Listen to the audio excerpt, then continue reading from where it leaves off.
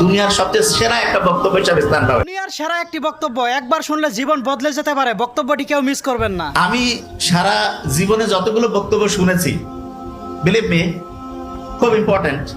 আজকে নোবেল যে বক্তব্যটা দিয়েছে, আমার মনে হয় আজ থেকে 1000 বছর পরেও এই বক্তব্যটা দুনিয়ার সবচেয়ে সেরা একটা বক্তব্য হিসাবে স্থান পাবে। জীবনে সফল হতে গেলে 3টা ব্যাপার মাথায় রাখবেন, এটা বলে বিশ্বাস করবো। 3টা ব্যাপার ইনশাআল্লাহ, আপনি যে স্টেজের স্টুডেন্ট হন, আপনি যা চিন্তা করছেন আপনি সফল হবেন। 1 নাম্বার, বাবা মার দোয়া নেবেন। মা যদি বেঁচে থাকে, মায়ের পায়ের নিচে বসে থাকেন, কান্নাকাটি করেন।